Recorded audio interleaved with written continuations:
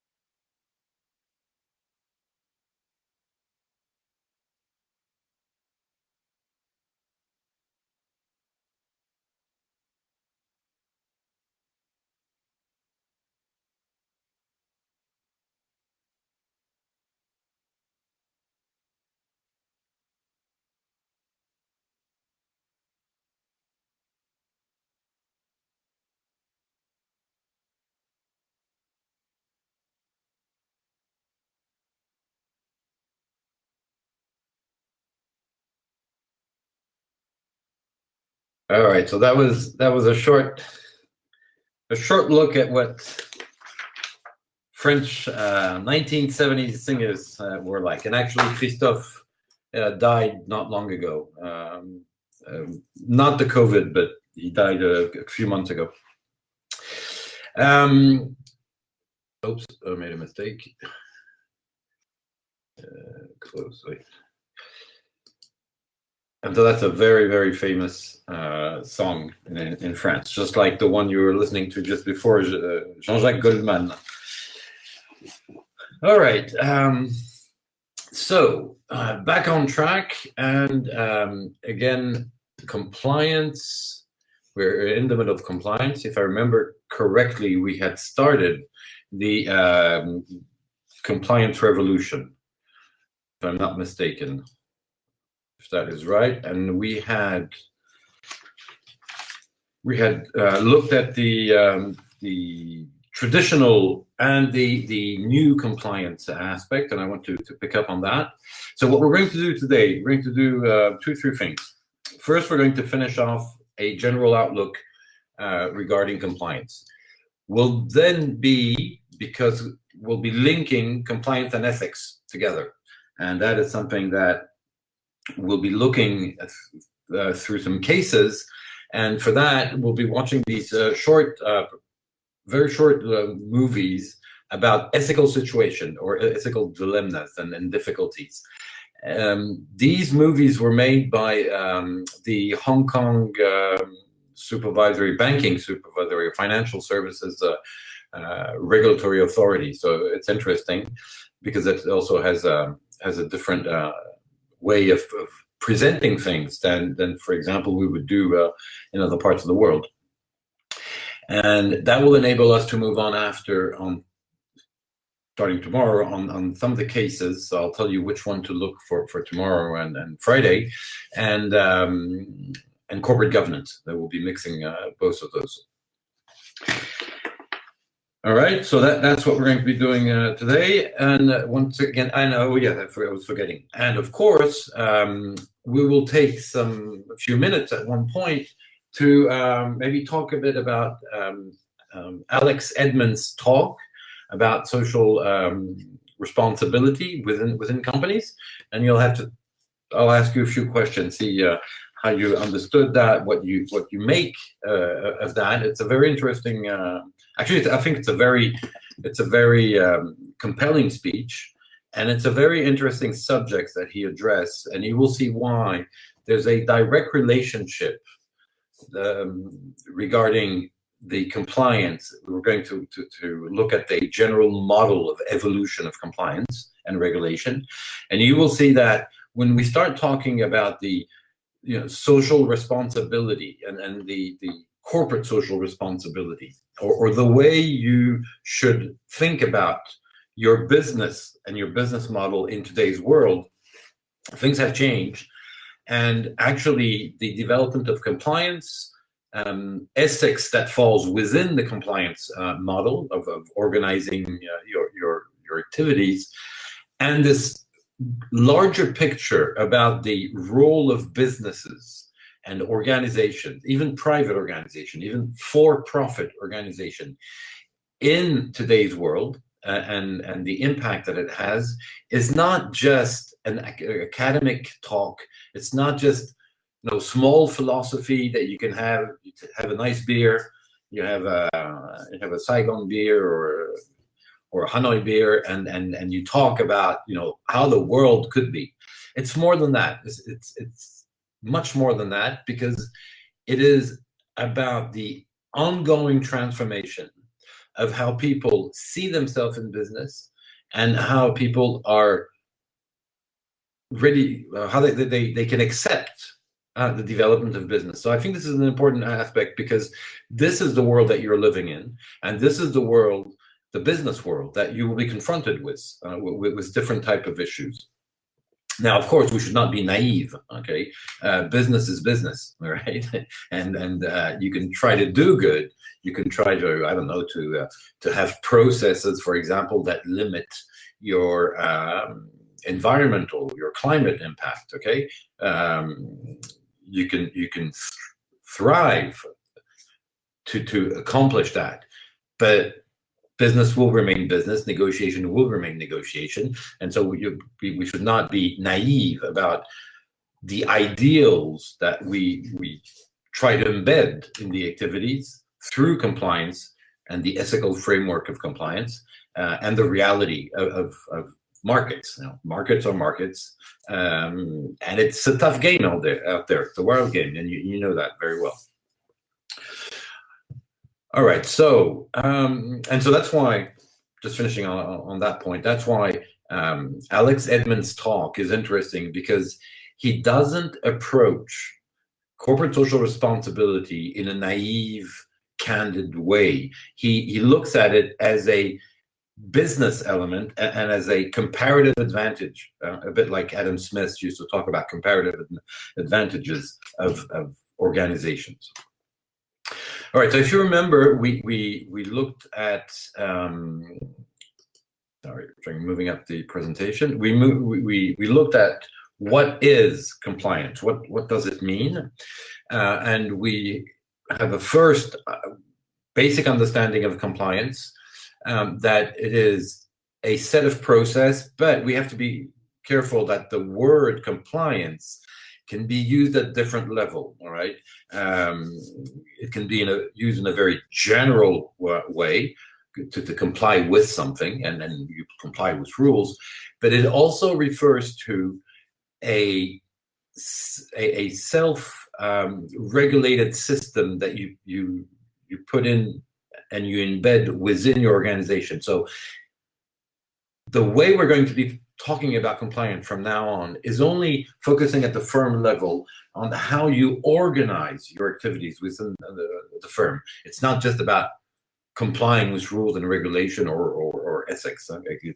It's more precisely addressing the questions of organization, basically. But we talked about, and that's all. That's also what's behind new compliance. The new compliance is adding on the traditional compliance, which was a very technical approach to am I meting the standards and things like that. New compliance is more than that. It's a larger view, and this is where we had stopped, if I remember correctly, and we're going to try to understand what it implies. Okay, now if you remember, we had shown that. Oops, sorry. That new compliance is linked to strategy, and it's about judgment-based practices. What this means, and you have to understand that because it's important, what this means is that there was a shift from what we call a rules, I don't know if you can hear, but it's raining a lot in Paris. A rules-based approach, which is an approach where you only focus on the formal rules, applications of the formal rules. A rules-based approach is traditionally the way law is understood. Remember, we talked about that in the first or the second session. It's quite the civil law tradition. Okay, in civil law systems versus common law systems, we have a rules-based approach. I mean, we look at the rules and we follow the rules. Right? And usually rules are pretty extensive because they try to address all the issues that you might meet. Now, this is different from what is called a principle, or a principle-based approach. In a principle-based approach, we could also talk about an outcomes-focused approach. Instead of relying on specific rules and sets of rules that you have to follow, we are actually laying down principles that have to be respected. And so the judgment-based practice is directly linked to a principle-based approach, because instead of telling you, you have to do this, you need to have a 2 centimeter nail on that shelf.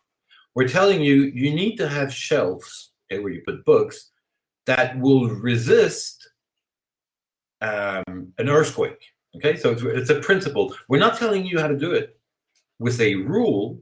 We're telling you what are the principles that you should put in practice, but then it's up to you to seize those principles and to actually apply them in a, let's say, well-designed manner that fits your organization, that fits your situation.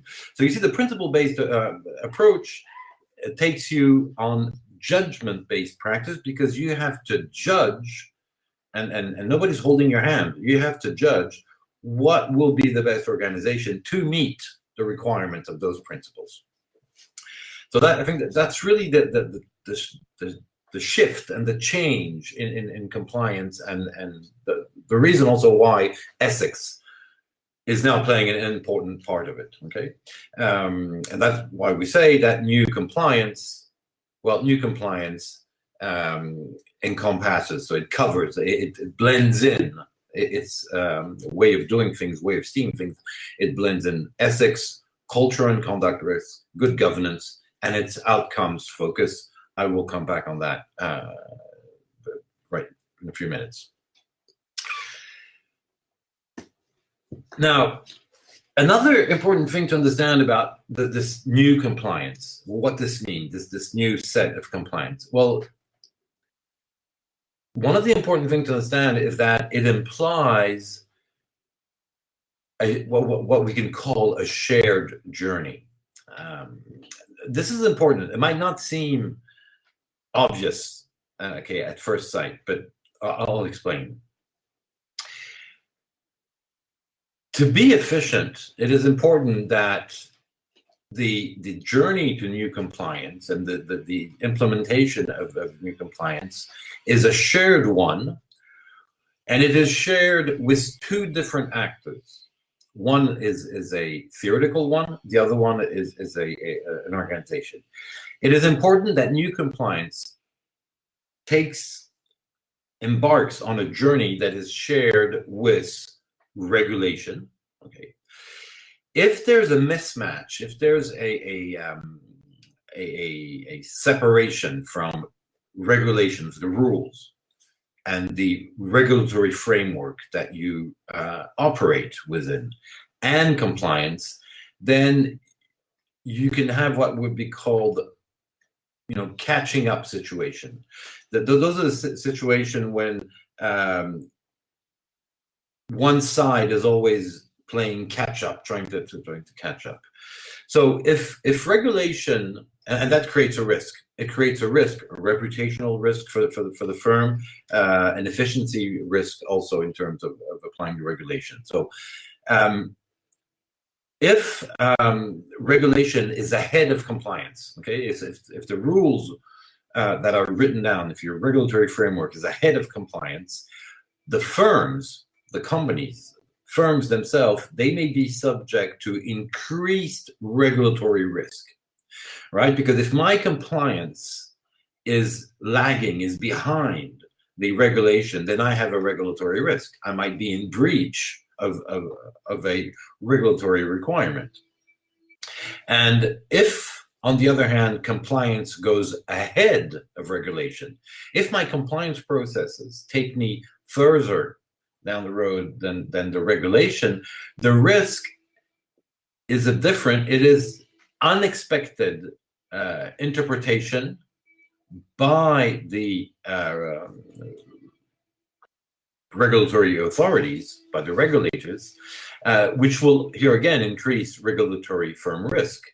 And regulators in that situation, when there's regulatory misinterpretation, they might suffer reputational damage and loss of support from the business community. What I mean by this is that if you operate in an environment where your compliance is ahead of regulation and the regulator, so I don't know, for example, the French AMF, Autorité des Marchés Financiers, the American SEC, the Securities and Exchange Commission, the British FCA today, the Financial Conduct Authority, if they are lagging behind and they misinterpret, they will lose their reputation on the people, on the business community that they are supposed to be overseeing, monitoring, and setting up the norms. And if that happens, then you have a problem, because one of the pillar of the regulatory framework, remember those pillar in financial services, it's laws and an agency, and it's together that this functions. So in the case of having advanced compliance and catching up a regulation, then the regulator might fail. Okay, he might fail, and he might not be able to deliver what he's supposed to deliver, just because he's going to lose the reputation and the support from the business community. And one of the specific things about the agency model, okay, the agency regulatory model, remember I had insisted on that. It's that it is a model that is more of a partnership model or collaborative model, where there is a dialogue between the business community and the economic operators that you are monitoring, that you're overseeing, and the regulator. And that's a great difference from the traditional hierarchical approach, where you have the state and its administration that top down fix rules. Okay. And I'm sure that in Vietnam, like in France, there are lots of very common jokes about how the administration is never efficient, how they're always lagging behind, they're not modern enough, and things like that. Which has a consequence, is that we are less respectful of the administration.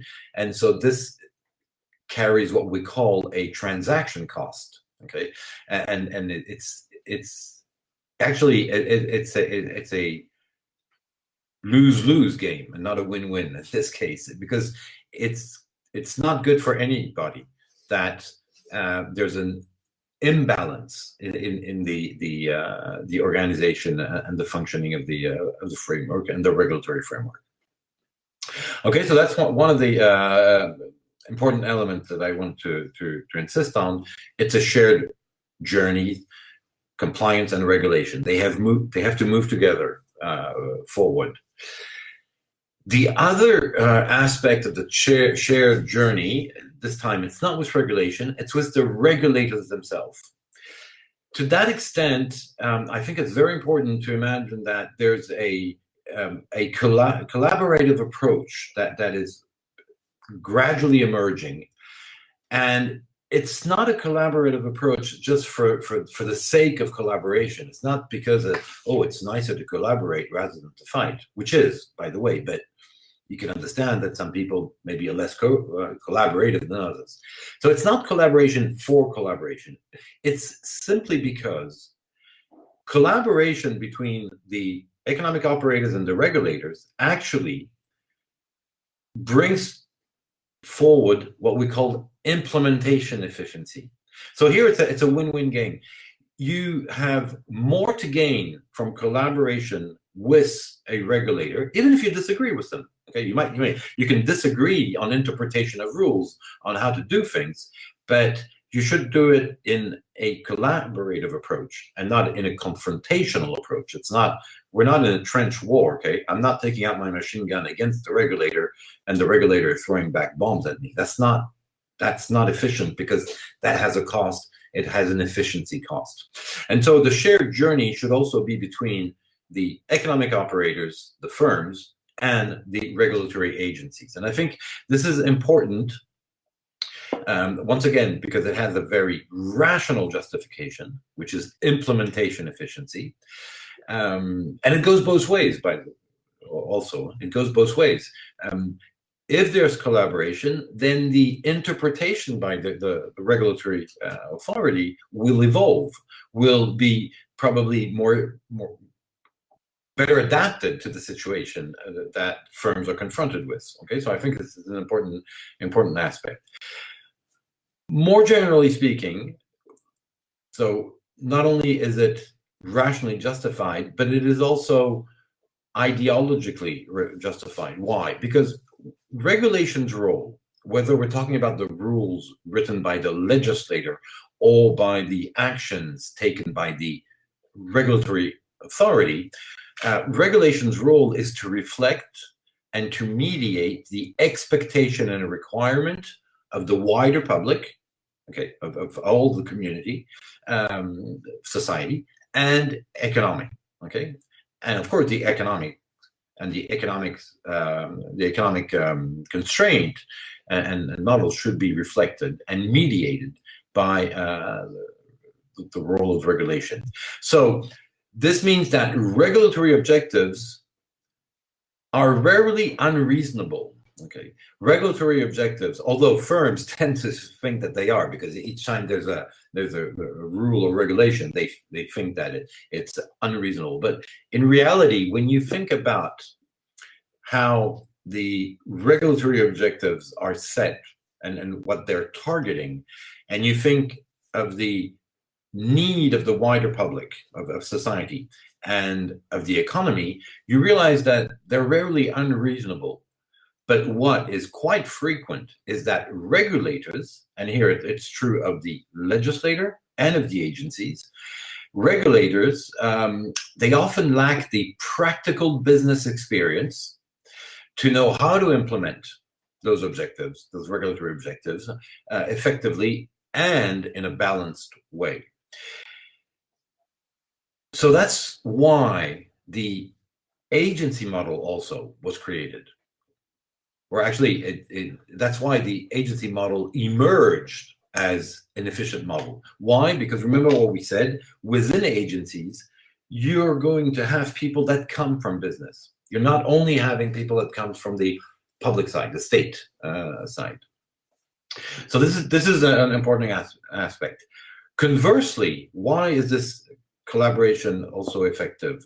Because regulatory objectives need to know about the reality of the business in order to regulate it efficiently. But conversely, look at it the other way around. Compliance, if it should have the hands-on experience, it is more distant, because compliance, remember, I'm talking here about compliance at the firm level. Compliance, or firm compliance, will be a bit more distant from the policy agenda, or what we would call the democratic public needs. The private organization that is a business that has compliance at the firm level doesn't have in its hand the steering wheel of the policy agenda or the general needs. And so obviously you need a dynamic process here. You need a dynamic process because the private interest of a company cannot shoulder and actually decide of the general interest. And so that's why you need the balance. On the one hand, the regulators that have this policy agenda in mind, and that do represent and make choices regarding the larger community and then society, they need to know what's happening on the field. And on the other hand, the firms on the field cannot decide about the general objectives of the public policy. And it's not that they cannot, in terms of they are unable or they do not have the competencies, so that it's not their role. The role of a private organization is to defend its private interest, not the general interest. Otherwise, there's a confusion of position.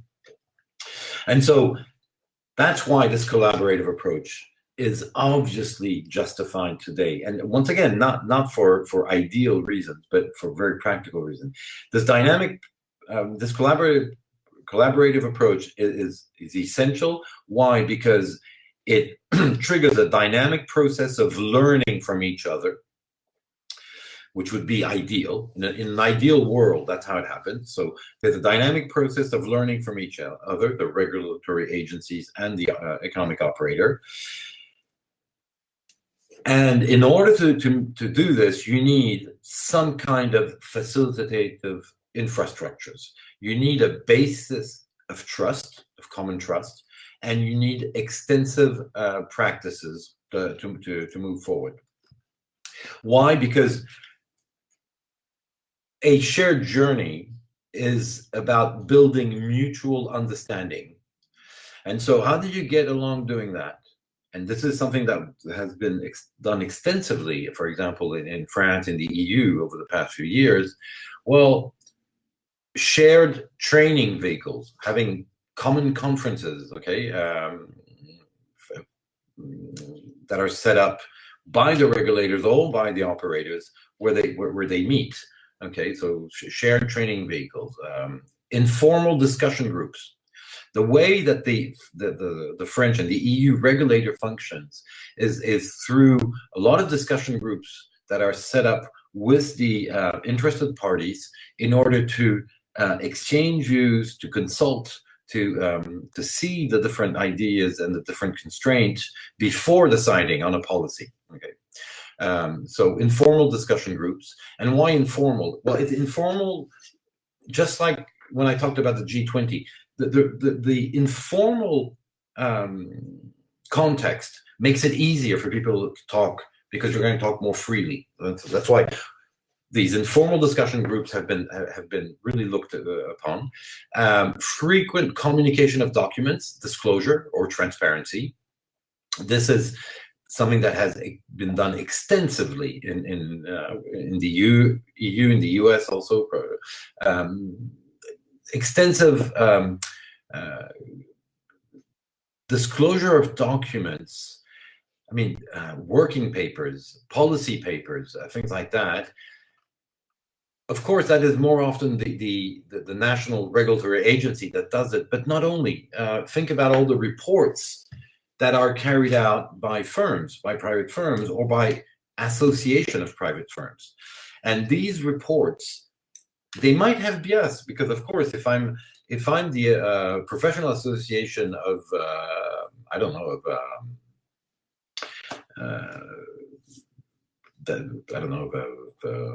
consumer banks, obviously I'm going to defend my model, but I'm going to do it in such a way because I have to justify it. So I'm going to bring forward information, and that is what we're trying to achieve here when we talk about frequent communication of documents, about sharing information.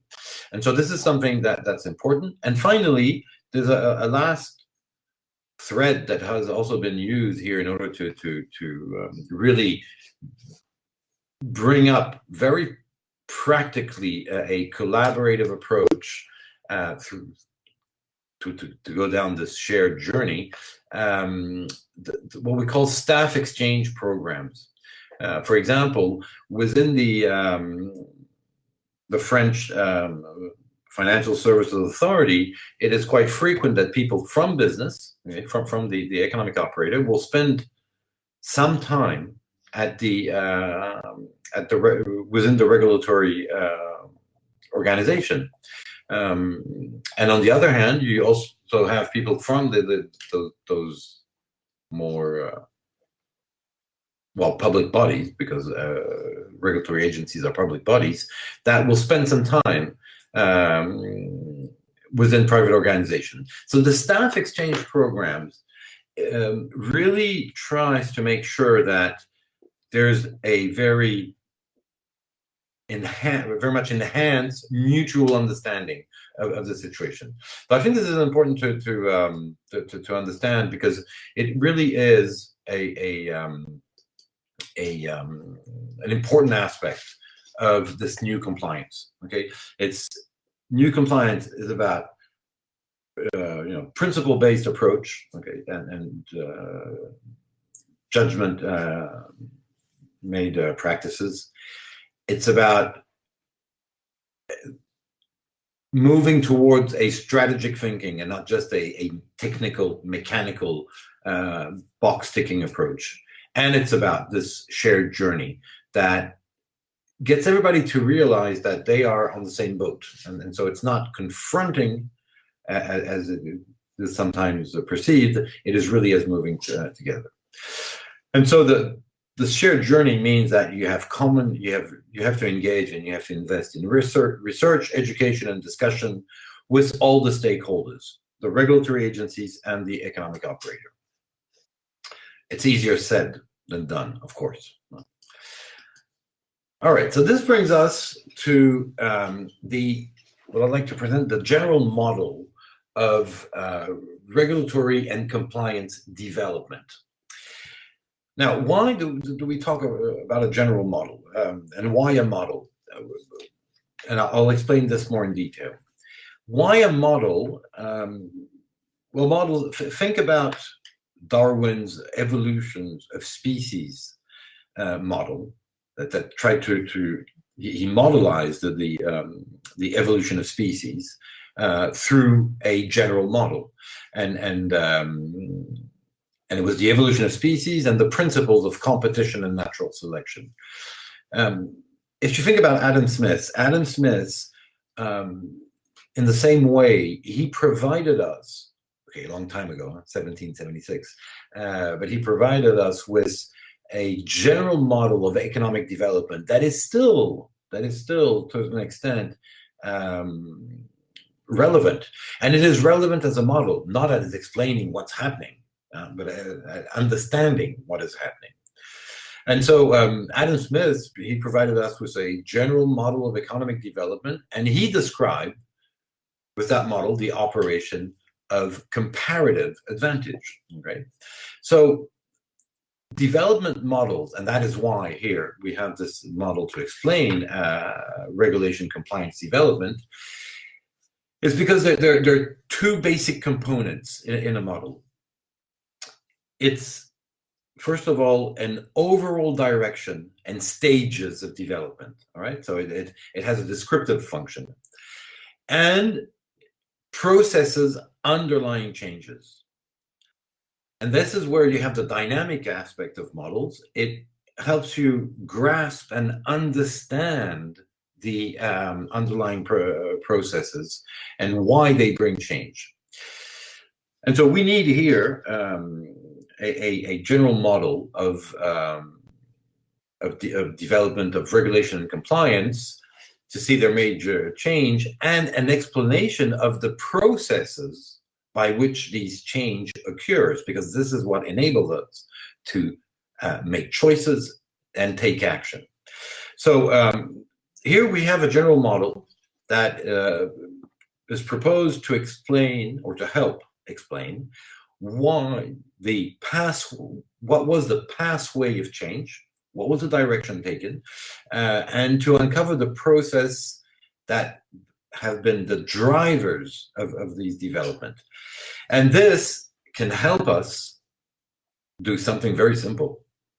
And well, no, I'll say it different. This can help us in doing something very difficult, simple to say, and essential to look into. It's to get a clearer view of the future. And that's complicated. That's complicated because we none of us can look into the future. But we need to have a clearer view of the future, because as a business person today, I'm going to make choices. I'll make decisions that will have an impact on my organization, on my practices in the future. Okay, and that can jeopardize my operations, or that can, on the other hand, make it thrive and develop. And so this need of having a clear view of the future is important, and it can only be achieved through, well, looking at the past and understanding what happened in the past that brought us to a certain situation today. So that's the reason of a model. Of course, I'll just very quickly give the usual caveats about models, because they apply here. Models are just models, okay? The model, of course, is quite general. And so there are a lot of variations in the fine tuning of details. They are different cultures and jurisdiction that will develop at different rates. There are also the fact that progress is not linear, okay? It can go up and down, all right? It can regress. And of course, models are oversimplifications of reality. Okay, so that's an important caveat, and we must not forget it. Okay, models are not the reality.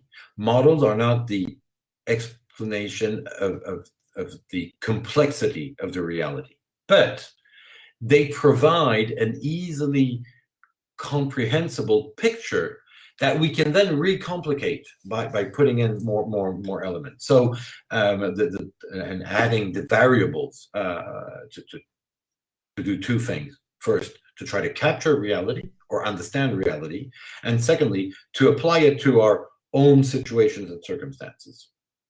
So to say it differently, a model gives us vision of a way of summarizing the past and helping us dealing with future uncertainties. And this is what we need here in terms of compliance. We need to really understand where it has come from. We've started doing that, and think about a map for its future progress and development, because as a business people, that's exactly what I'm going to do. I'm going to be applying, making decisions today in terms of compliance that will trace the future. So the general model of regulatory and compliance development that you have there on the screen with its 5 stages of development is simply a description of a process of maturity, okay? When we start here, compliance and regulation is not mature at all, and when we get here, we're reaching a higher level of maturity of the couple formed by regulation and compliance. So that's what it is, okay? It shows in 5 steps how we can, it helps us understand how things happen, and it gives us some element for a roadmap to its future and for future growth. This model, of course, this is also important, can be applied using different scopes. Why? Because I can apply this model here of general, regulation. Sorry, I can apply this general model of regulation compliance development. I can apply it looking at the jurisdiction level. Okay, the jurisdiction level. Vietnam, for example. Okay, what was the development? What was the process of development of regulation compliance in Vietnam? So at the jurisdiction level, or I can do it for France or for the EU. Okay, so I can apply it at that level, which is basically a macro level. But that same model can also be applied to sectors or subsectors, okay? I can apply my general model at a sector or subsector level. For example, what has been the stages of development of regulation compliance in the banking industry, for example, or in the financial services industry, which is a bit larger because the financial services would encompass banking, investment services, and insurance. Or I can say, well, what was that development only in the insurance sector? So I can also apply the same model at the sector or subsector level. And finally, that same model, which is, remember, an explanatory descriptive model of a dynamic process that can help you anticipate future development, I can also apply it this time with a micro approach, okay, a microeconomic approach at the firm level, okay. Where does my firm stand in terms of the development of regulation and compliance? So that's more to understand. Now, of course, in real life, there are very different ranges of maturity in the sense that I'll explain this a bit more in detail right now. Imagine that I'm applying my model here, this model of this 5 stage of regulation, to the financial regulation in France. It is obvious that there will be a unique maturity because I'm looking at the general framework. But if I'm looking at the stages of regulation of financial services regulation and compliance and then I apply my model to different subsectors, the banking, the investment services, and the insurance, there might be different maturities. I mean, maybe banks and the development of regulation and compliance in banks is further ahead than it is in investment services or insurance. So there can be a range of maturities. And if I'm looking at the micro level, at the firm level, it's obvious that here again, I can have in the same market, I can have different maturities of firms along these 5 stages of development of regulation, and that's an important element to have in mind, is that there will be a range of maturities of individual firms or subsectors, and this causes in itself interesting problems, both for the ones that are still behind and for the regulators that are concerned, the authorities though. Right, so in itself, the fact that there will be a range of maturity, not at the macro level, because at the macro level there cannot be ranges of maturity. Although, if I take the EU, you could have because you could have member states, sorry, not just countries, member states that are not yet or that are not at the same level of development in terms of regulation and compliance as would be the EU, the overall EU framework. But then that's less of a problem of management. It's more of a legal problem, and I'm not going to go into that because it doesn't concern our subject directly. But the fact that there are ranges of maturity, and that is quite frequent, it's when you apply the model at the firm level or at the subsector level, okay? And then it highlights problems that in themselves are interesting for the regulators. So if we try to explain this model, five stages. First of all, how should we read the model? Well, the first element is that these 5 stages, startup, crisis, expansion, sustainability, outcomes-led, these 5 stages are clearly not mutually exclusive. It's just the opposite. They blend one into another, okay? Each of these stages builds upon the former stage, okay? I go from startup to crisis. That doesn't mean that I erase all the elements of the startup level. Remember what I said about new compliance. New compliance is grounded on, could call old compliance, or the more technical aspect. It did not get rid of that. It's just building on that, okay? It needs a foundational level that it finds there. So that's a first element of reading this model and these charts, is that we're not talking about mutually exclusive stages of development. Let's start by startup. Okay, so here you have the increase of effectiveness and maturity, and this chart shows the relation between effectiveness and maturity, and this is in terms of increase. So, by the way, this is a theoretical model. Okay, this chart that you see on the screen is theoretical. It's not applied to a given jurisdiction or firm or anything. It's just a general model, and then we could apply it to a more specific real life situation.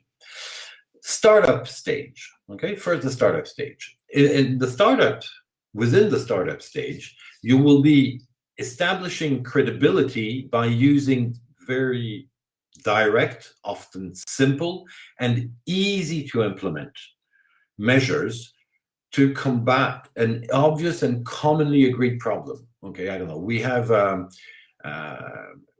problem in assessing, and of course, I'm as you know, I'm remaining in the financial sector. This is the MABF. Let's take a simple agreed problem that we have. Let's say I'll give you 2 examples. One at the jurisdictional level, one at the firm level. At the jurisdiction level, let's say that the regulators identify a problem is that there are too many people subscribing to loans, consumer loans, that are too expensive for them, okay? And so that's a social problem that we have, is that you have an increasingly portion of your population that is heavily indebted, okay? And heavily in debt, and that is causing social difficulties. And so I'm going to ask for firms, and I might be putting caps on the amount that can be lended, or I can decide that I'm going to impose a specific risk assessment approach, and I'm clearly going to say if you reach a certain level in that risk assessment grid, then you're not allowed to lend money. Okay, so I'm going to try to use direct, easy to implement measures to address an obvious and generally agreed problem. Same thing would happen in the firm. Let's say that in a firm, let's say that in a firm, you realize that, well, there are too many people that are, let's say, open to corruption. I'm not talking about large state corruption, but just, common corruption. So you have too many people that are easily accepting gifts, and so that are much more lenient about the risk screening of the clients. And that's a simple problem, and it will be agreed upon at the board level, where you'll say, well, wait a minute, we have a problem because we have an increasing exposure to risk, and one of the reasons is probably because the processes that we've implemented enable the employees to be subject to pressure. And so here I'm going to adopt very simple, easy to implement measures to combat what is a commonly agreed problem of petty corruption, as we call it, or influence. And so I'm going to set rules in order to avoid that. Now, at this stage, enforcement, and you see through these two examples, enforcement are often punitive. Okay, simple measures, a simple instrument, a rule, a limitation, and if you cross the line, bang, you get sanctioned. Okay, so enforcement at this stage is often punitive, and the rules and the breaches of the rules are usually described in very technical terms. Okay. Now, regulation here may operate in an apparently business-friendly way and may be thought by self-regulatory organizations that are very close to the issues and that allow what we call governance by peers.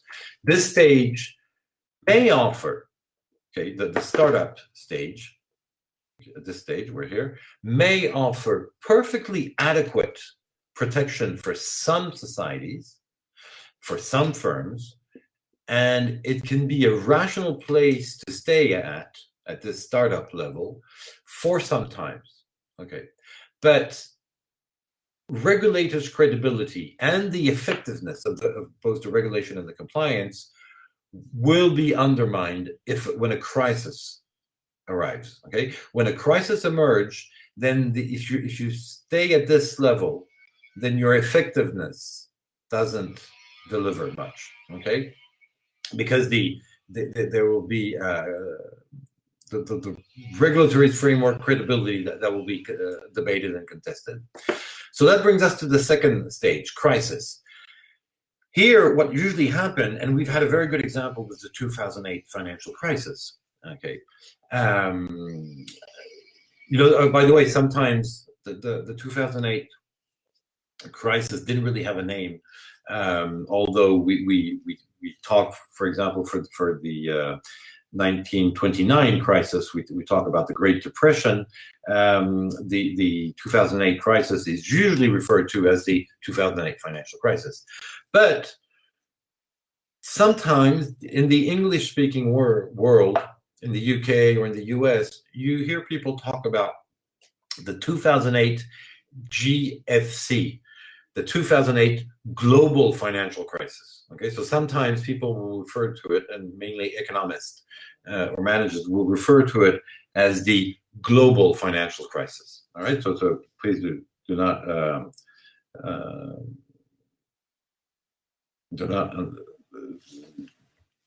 not be surprised by that.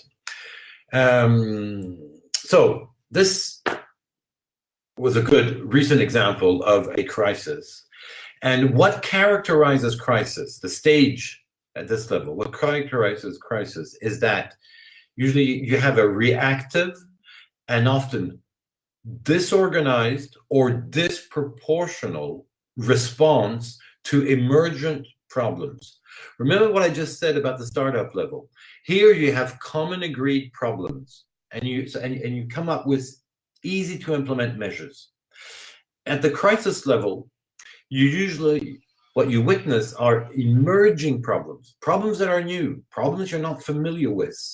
And so that triggers, by the regulatory framework, so both the rules, the regulation, and the regulatory authority, it triggers first of all, it puts them in a reactive position, and not a proactive, but a reactive position, and often disorganized and or disproportional response.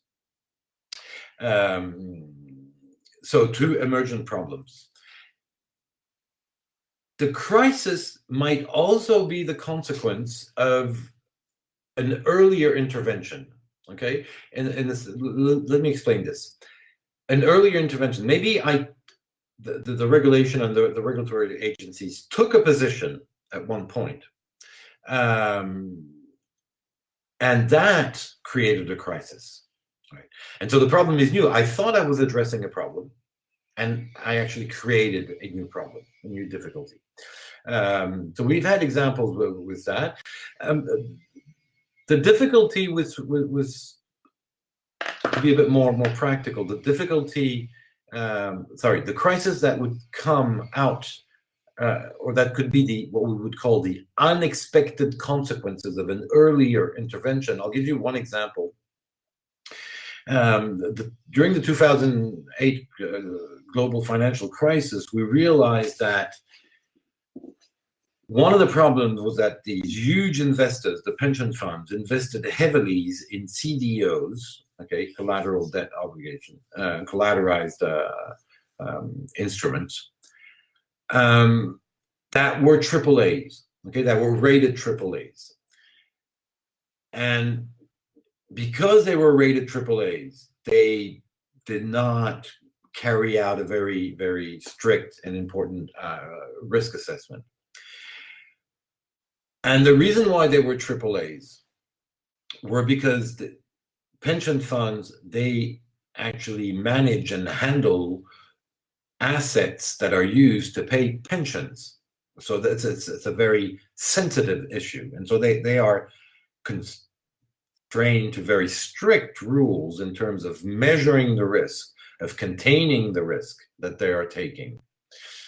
Because they have, on the one hand, to have sufficient revenue to pay off the pensions in the future to hundreds of thousands of employees, or millions, but at the same time, they have to be very careful as not to jeopardize, to put at risk the assets that enable to generate those revenues.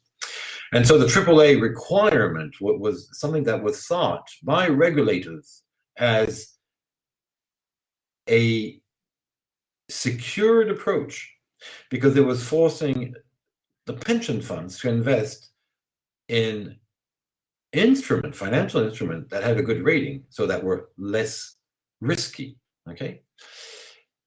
But the unexpected consequence was that for the originators of CDOs, the one that were packaging CDOs and putting them on the market, okay, the business banks, the investment banks, as we call them in English, the investment banks, they were keen on getting AAA, so they were forcing the credit rating agencies to attribute a AAA rating to their financial instrument, the CDOs, because otherwise, if that was not the case, they knew that they could not sell those CDOs to those actors, the pension funds. All right, so that's an example of an unexpected consequence of an earlier intervention that causes a crisis, and that shows that your response, your regulatory response, was not adequate. Now, changes are often driven by public opinion and political necessity that quite often sees extra regulation, added layers of compliance as necessary, as the only credible quick fix approach. And we saw that after the 2008 financial crisis. Remember, I talked about all the different reports that came up and all the new regulations that were adopted or improvement of existing regulation. Now, the crisis is then quite often, okay, in those cases, when you get here, the crisis has two consequences. First, it shows that your startup level is not sufficient anymore. Okay, you have to move away from it because it is not enabling you to deal with the crisis.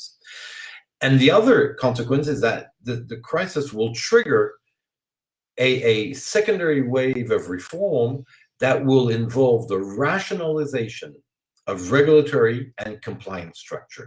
This is what happened with crisis, is that you realize that your first level is not, well, I mean, it worked for a while, but then it hit a wall, it hit a crisis, and you have to change it. And so you need to rationalize both your regulatory approach, so rules, regulations, and the regulatory agencies functioning or approaches, and the compliance structures, the approach to compliance. Now, societies can be confronted to crisis at different stage, not only just after a startup, but usually it's because you have a crisis that you move away from the startup level. Okay, and crisis. So the good side about crisis, because there is a good side. In all bad things, some good can come out, as we say. Or at least you should try to have that philosophy. Has nothing to do with Confucianism or Hinduism or Christianity or Islam or anything. It's just a basic, I would say, philosophical thought about how life moves forward. So the good thing that comes out of these crises is that usually crisis conditions, they can be the cause of progress. They are the cause of progress. Okay. Now, of course, because anytime in your development path you can meet a crisis. Crisis can also be a cause to retreat down. Okay, down the curve. Okay, maybe you're up here at expansion into the crisis, and you come back down here. Okay, but once again, it's not necessarily that thing, because usually this triggers changes, and we can only hope that each time these changes are for the better. Anyway, so crises come up, and they play an important role in changing, in going from one stage to another. Then we move on to expansion. Here, regulation becomes much more proactive and confident. It is also usually at this point, at expansion, that you have clearer objectives. The policy mix is much clearer. And you have an extension of scope into a more fringe area. So for example, if we're looking at financial services, well, you're not just going to focus on delivering the financial services. You might be looking at you might expand into the insurance business or the mortgage markets or the those kind of requirements. Okay, so there's an extension of scope into what we call fringe areas. So you're not only regulating the core elements and the firms that deliver the relevant services. You're going to look at some of the areas that have an impact, but that are on the fringe. Okay. So at the expansion level, you move towards more proactive and confident regulation, clearer objectives. Sorry, and a much more efficient, or at least conscious that it needs to look for efficiency, regulator. Regulation, of course, at this point, at point of expansion, also becomes more expensive, more bureaucratic, much more bureaucratic, and unresponsive under the pressure of size. And so the expansion level of regulation and compliance, and this is a paradox, it actually can bring potentially higher risk. Okay, so this is compounded by resistance and lack of consensus within the industry, And at this point of expansion, the industry is further away, moves away from the regulators, right? Why? Because you have such an increase also in your activities, because regulation becomes more bureaucratic. Well, there is a lack of consensus with the industry, also because it tackles more complex situations, so it's harder to have a consensus. And so expansion usually is not an area where you want to stay very long, and you want to move towards stage number 4, which is sustainability. Sustainability is the recognition that expansion cannot continue exponentially and forever. Expansion reaches a limit. You move from expansion to sustainability, so from stage 3 to stage 4, when regulatory and compliance toolboxes, okay, the instrument that you use, become more fit for purpose and more sophisticated. All right. The methods of rationalization and performance improvement are going to include new approaches that try to move away from what you have at the expansion level, as I told you, which was bureaucratic approaches and unresponsive to size and specific context. At the sustainability level, you realize that this cannot be sustained. That's why we call it sustainability level. That expansion, you can't, to say it differently, you can't keep pouring new regulations, new compliance requirements on top of each other. Okay, there comes a moment where it's just not possible. And so what you need is you need to move away then towards a regulatory and compliance toolbox that is much more fit for purpose, that will adapt efficiently, and much more sophisticated by way of consequences, much more sophisticated. So what are the methods of rationalization and performance improvement that you usually find when you're stepping from 3 to 4, from expansion to sustainability? First, risk-focused compliance. Okay, there's more risk-focused compliance at that point. That you shift towards risk-focused compliance. Cost-benefit analysis, what we call CBA, cost-benefit analysis, very important. Principles-based regulation, as I said earlier. This is where it's when you go from expansion to sustainability, you move away from the rule-based to the principle-based regulation. An emphasis also on prevention. What we mean by that is that when you move within the sustainability stage, the sustainability level, when the emphasis is not on sanction anymore, it's on prevention. It's on preventing a problem to appear, from preventing an accident, okay, or avoiding an accident. And so the emphasis on prevention means that you're going to focus on corporate culture. What is the acceptable and how do you assess it? Conduct risk, okay? So focus on corporate culture, focus on ethics. There we see, there's the link, ethics and compliance. And governance, okay? The governance structure, transparency, corporate governance, that we'll see after. So to summarize the fourth stage of sustainability, we can say that the emphasis is going here to shift very significantly from controlling precisely individual internal processes to framing, okay, to giving a frame, a general frame, to framing the internal and external environment around a firm or around a sector in such a way as you increase the likelihood of positive behavior. You see the nuance, you see the difference. We move from what we have from startup to expansion, a sometimes desperate try to control very precisely the individual internal processes.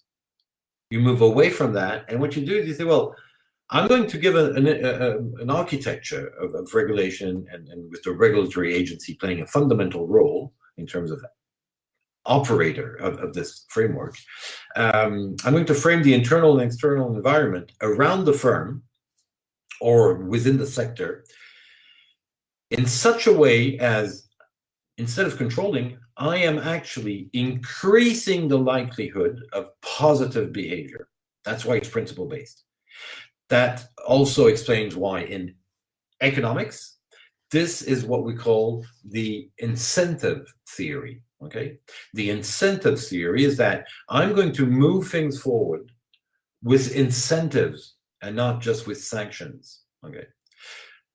Technically, legally, incentives and sanctions are not in perfect opposition. Why? Because my incentive system, my incentivization will and can rest upon requirements and sanctions, of course.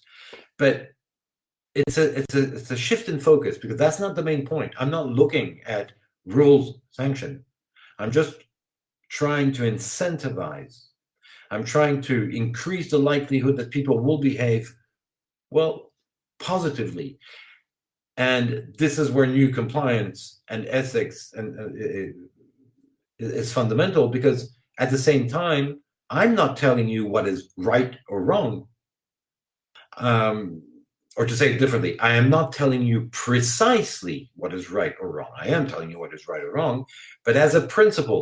Remember what we saw in ethics, as a principle. And so that becomes sustainability. Because what this means also is that if I reach a sustainability level and I have a system that increases the likelihood of positive behavior, then I can link with the outcomes led, then I am actually potentially, and so we're not there yet, nowhere in the world, potentially I am pushing away the potential occurrence of a crisis, okay? Because I'm setting a system that should, in itself, fight off crisis, okay? Or at least mitigate them, make sure that they're not as important.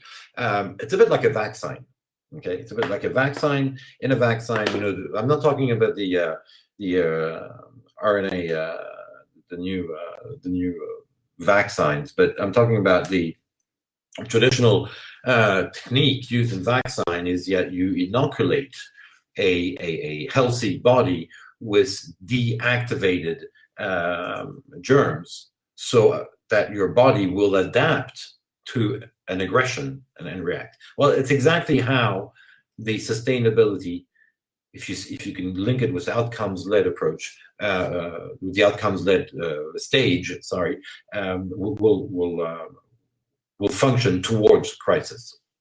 And to finish off on reading this general model, so what is the outcomes-led? What is the outcomes-led stage, which is the last stage? It focuses, the outcomes-led stage focuses on systemic outcomes on the wider economy. Remember, I'm talking here about financial regulation. Okay?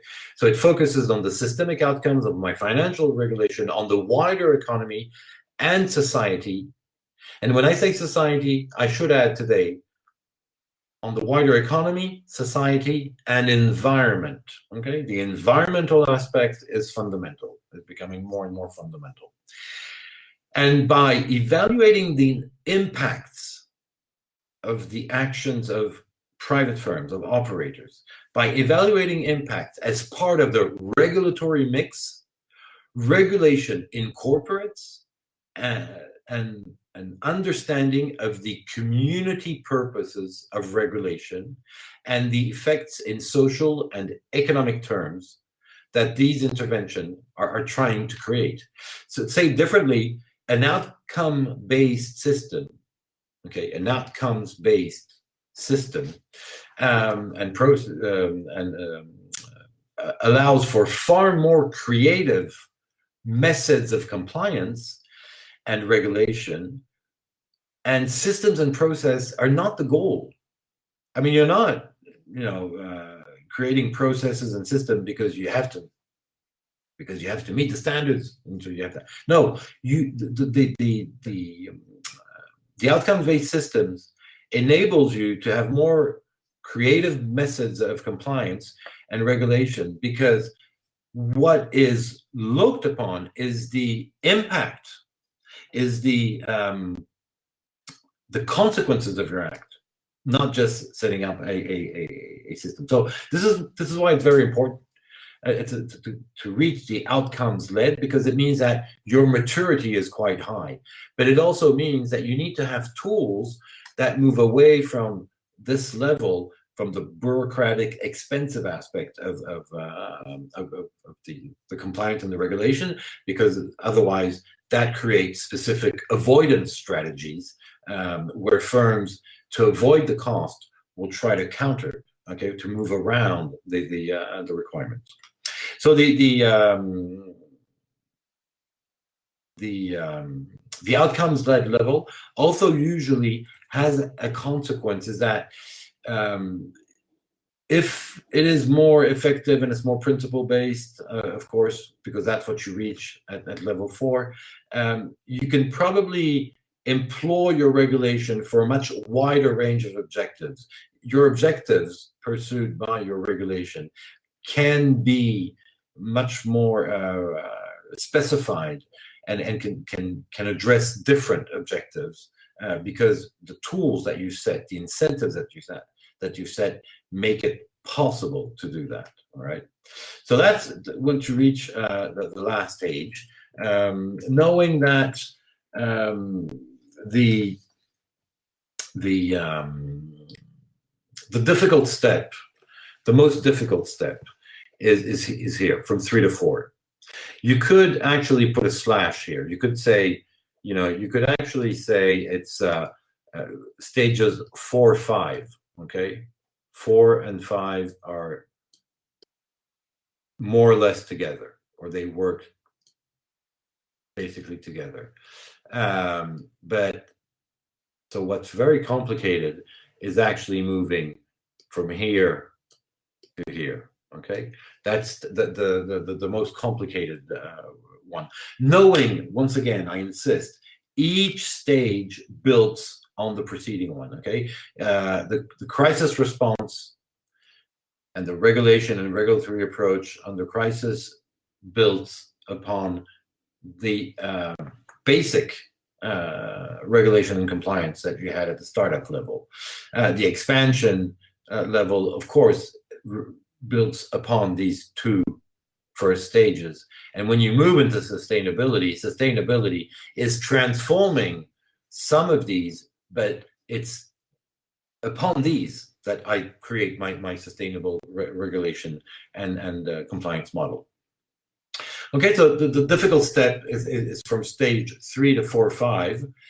And this is why you often hear people saying this requires a revolution in commitments, and it requires to increase the depths and the rate of change. The expansion can last some time, but you know that you can't stay there indefinitely, but it can last sometimes. In order to move to sustainability, usually there's a short portion where things accelerate. Otherwise, it doesn't reach the level of sustainability. Okay, so that's the lecture, the understanding of this general model of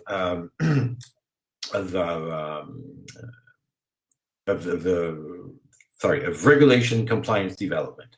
Okay, that's an important understanding.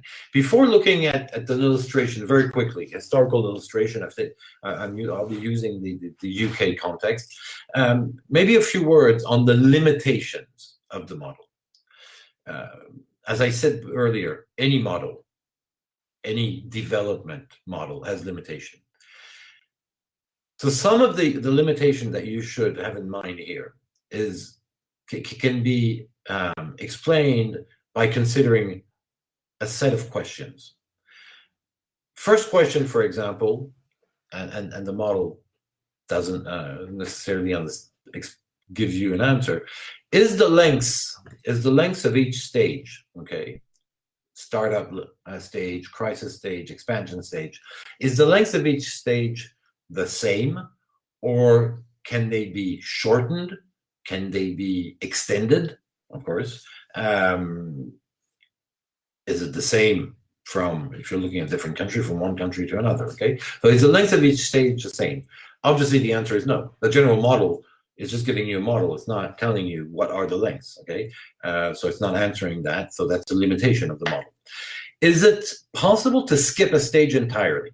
Is it possible to move from one stage to the next, from startup to expansion, without going through crisis? I think it's difficult. It's not impossible, especially in today's world. Remember, that is a globalized world. There's a flow of information, exchange of information that is quite important. So yes, you could probably move quicker through a stage, go much faster on one stage than other countries have, because you're going to benefit from the lessons of others. So I think that's definitely possible. But is it possible to skip a stage entirely? I do not think so. And I'll tell you why. I can think that I'm skipping the crisis because that crisis is less profound, is less violent. But the reason why I'm going from startup to expansion is because I realize that my actual regulation and compliance mix is not effective anymore. And that only comes if there's a certain level of crisis.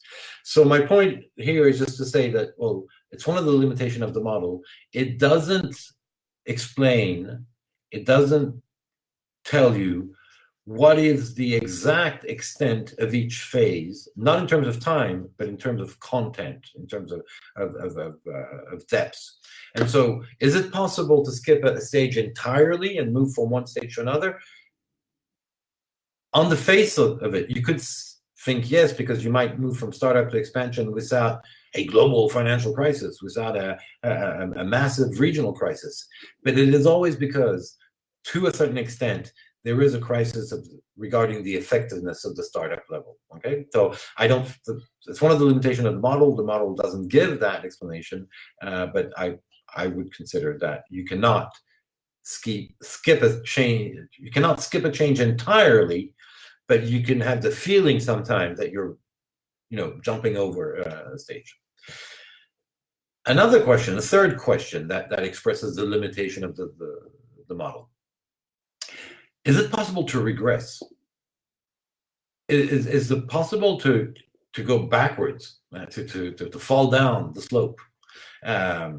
Or is, on the other hand, progress irreversible? Once you started, you never stop.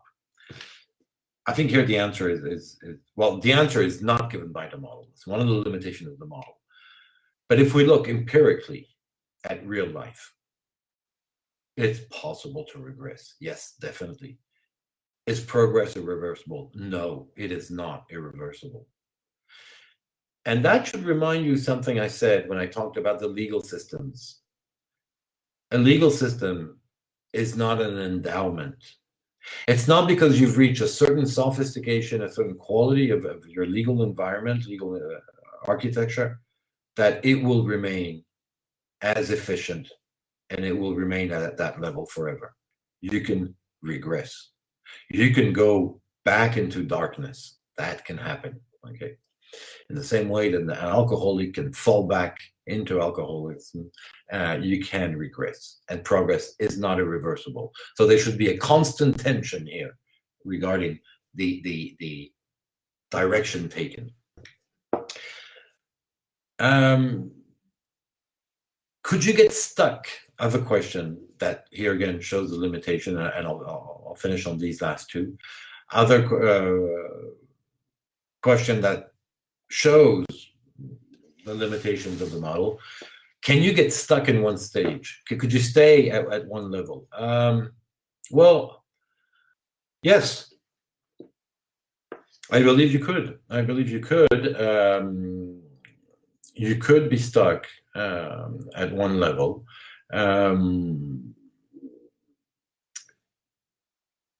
I do not see, though, any system being stuck indefinitely at one level. It doesn't make sense. It doesn't make sense.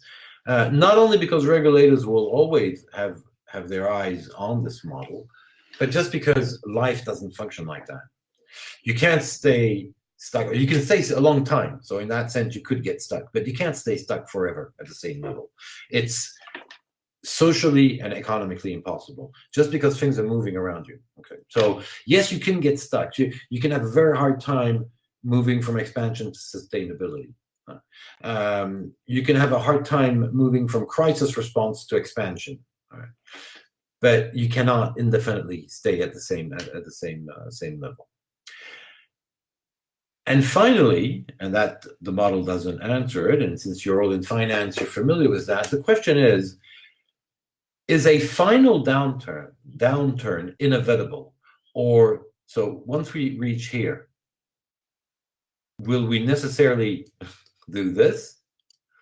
Or is this possible? Well, that's the story that has to be written. That's the story that is going to be written by you and others in today and tomorrow. My view, and this is a very personal view, and then we'll have a pause on that. My view is that in today's world, this should be the situation. Why? Because of globalization and because of a greater sense of the complexity of globalization.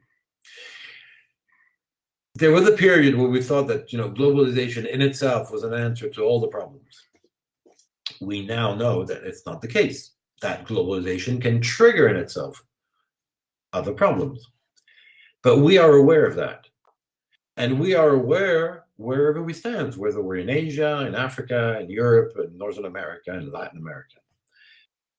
So there's a common understanding of at least the functioning here of the system. But there's no consensus on what should be done and how. Okay.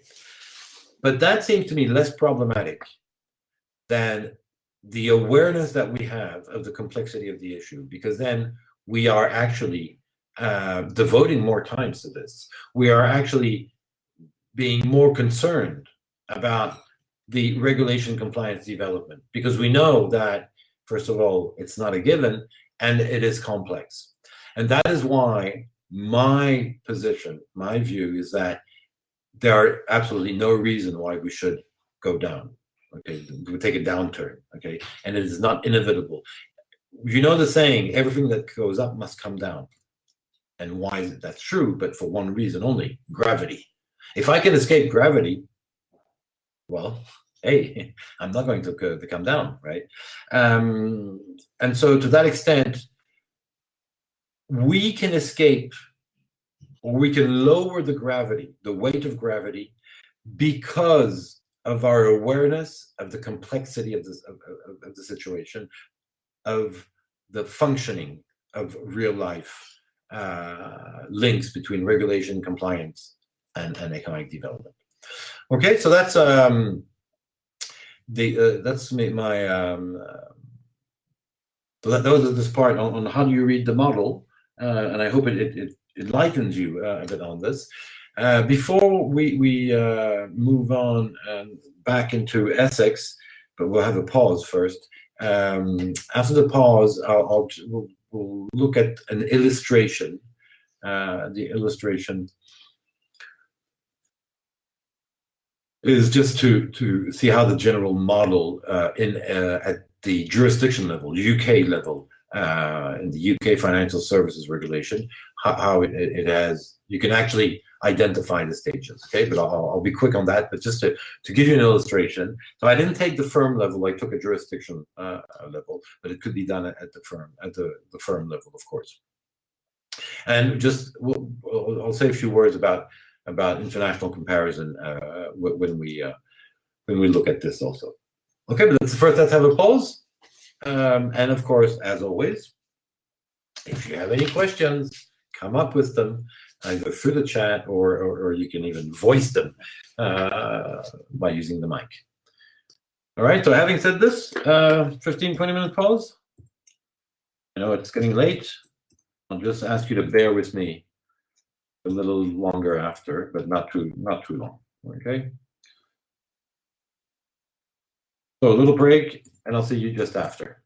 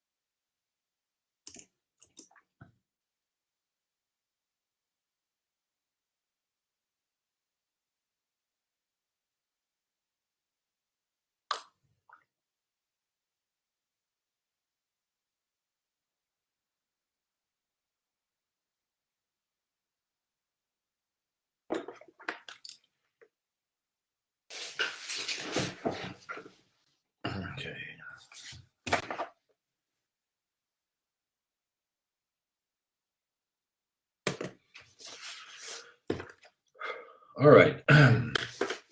So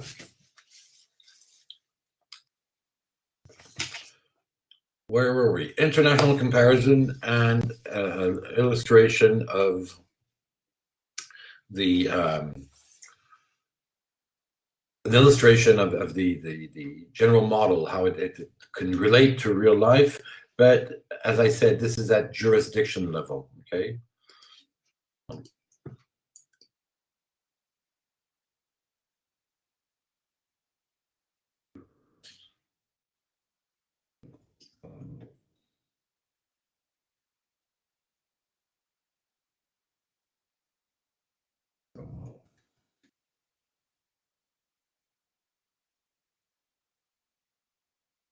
Okay.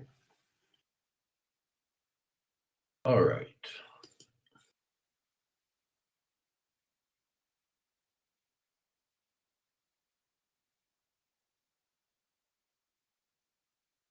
In terms of international comparisons, okay, what I wanted to say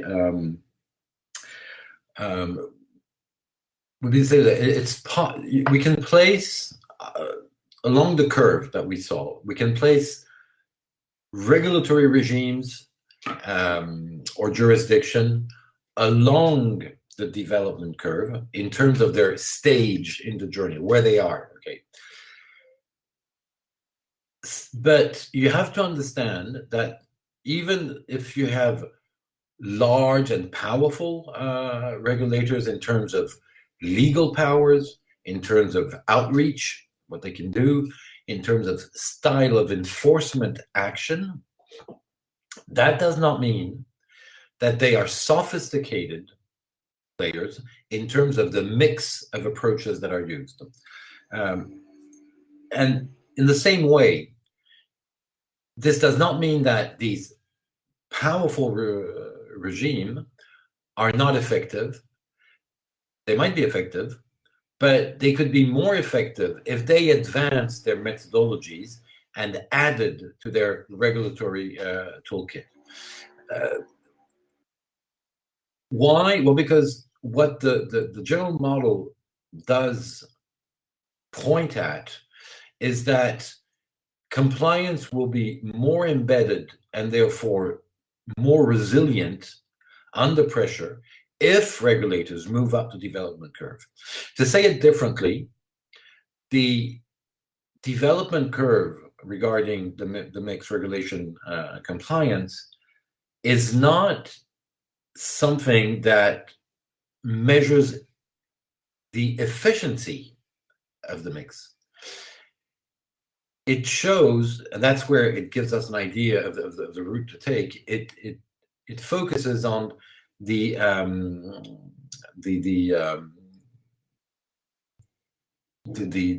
quality. Sorry, I was looking for my word. The quality of the mix. So to say it differently, the last stages, 4 and 5, okay, sustainability and outcomes led, are inherently lower cost because they're more adapted, okay, they fit to the measure, to the situation, and so they're more sustainable in the long term. So I think this is an important aspect, is that the general model is not a model that can tell you your regulatory mix is not good and it's only good if you get there. That's not it. It's that the efficiency, the overall efficiency, and I would say preciseness of your model is about moving through that curve. Okay, so it's a bit different. It's not exactly the same thing. Having said this, maybe one last observation at the international level is that many regulatory compliance systems across the world are not as far along as the curve as they need to be, as they should be, given the challenges they face, and never forget this, the increasing public expectations upon those those systems. And I think this is one of the things that is very clear, at least in the Western world, in today's, especially post COVID-19. This is something, because of the history of industrialized nation, where they stand economically, the increased public expectation is very high on the agenda and is pushing forward a lot of things. And this will partly explain why regulation and compliance have been viewed as less than fully effective during and after the last financial crisis. Now there have been, failures, regulatory failures in other sectors. Okay, I don't know, phone hacking in the UK media that give a general impression that regulation is not always effective. But focusing on financial services, this idea that the regulation and compliance has not been fully effective before 2008 and since then is also partly because of these greater public expectations and the fact that the challenges that we face are probably greater. So even if our regulatory systems seem to be effective, it's actually not enabling us to be quite resilient toward these new challenges. And one of the interesting things about looking at the different models and seeing how things are done is that since regulation is a social activity, the development of one regulatory system tends to drag along the others, that tend to be not a model that you will copy and paste, but gives you an idea of what can be done and how you can move forward. So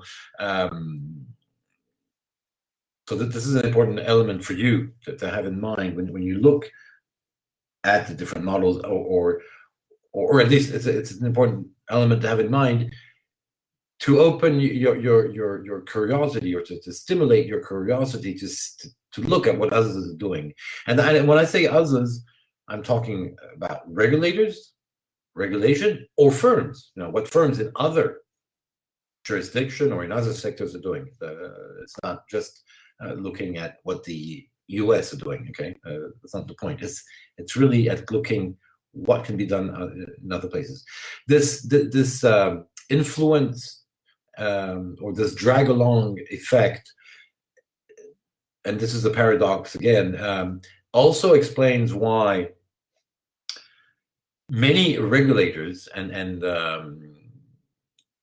tend to be very cautious, because they don't want to be the first movers, because they know that there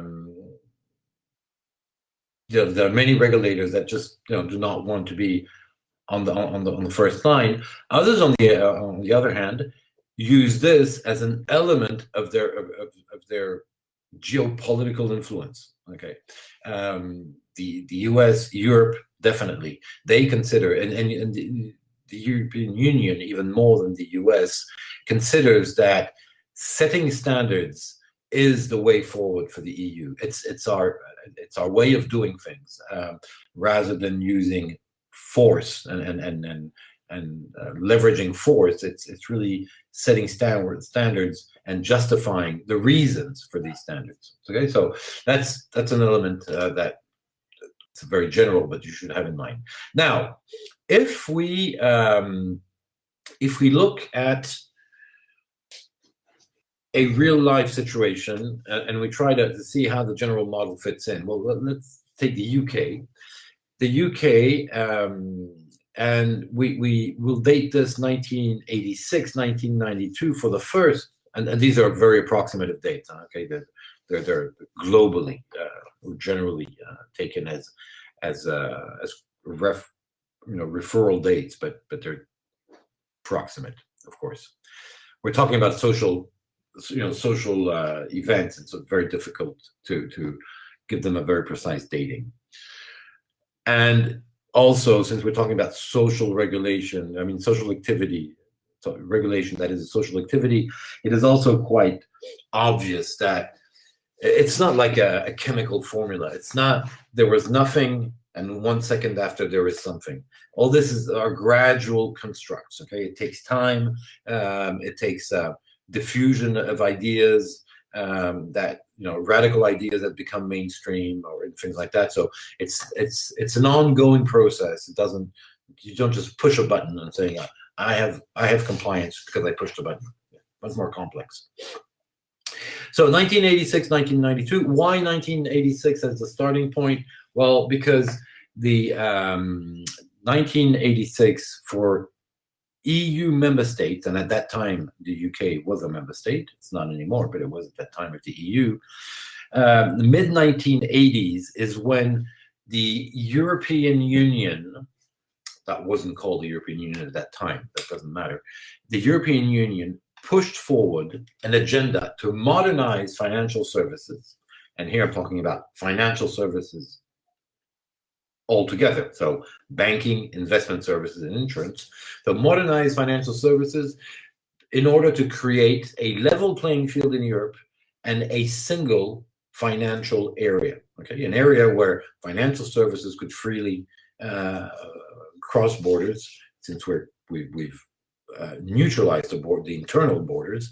And so that explains why 1986. So 1986, 1992, we could say that it's a startup stage. Okay, the stage is startup in the UK. Why? Well, because during that period we see, and once again because of the pressure of EU policy, we see the establishment of sectoral self-regulatory organization, SROs, self-regulatory organization, because of deregulation. Now, deregulation, you have to understand the word, what it means precisely. Deregulation is not taking away all regulation.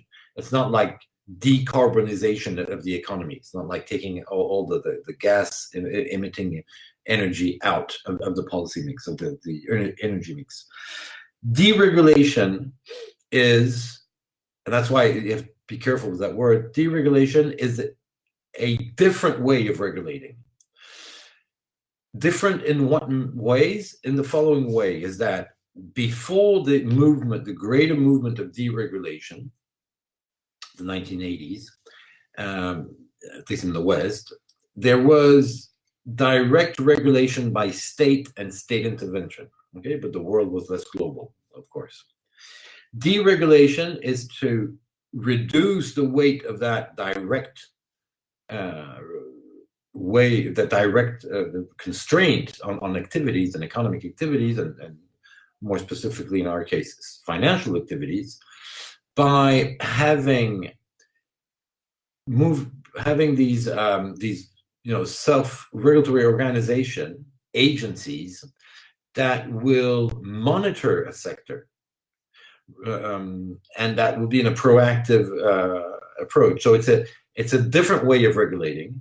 It's not getting rid of all regulation, but it is a way of regulating activities that is considered, and was considered at that time, much more efficient and cost effective than having direct hierarchical,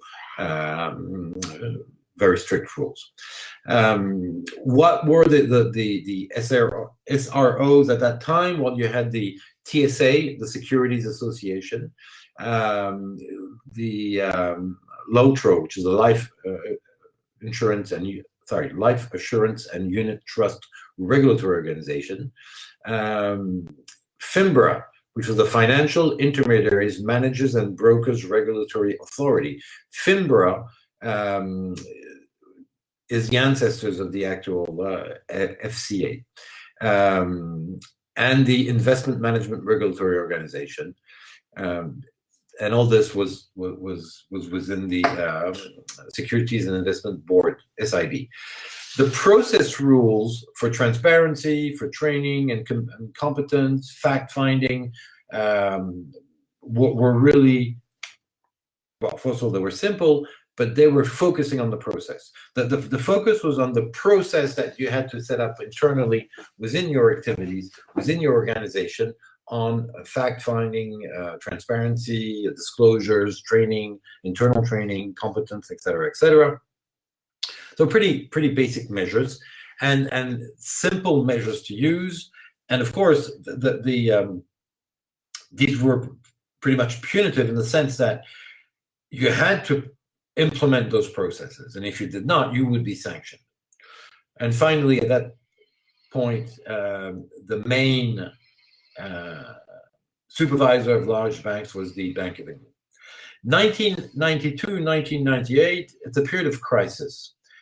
The period of crisis is less of a global crisis than a crisis that is specific to the UK. So that's why I find that this using the UK as an illustration is interesting, because here, instead of having a crisis that materialized because of a global failure, it is a crisis that came out of different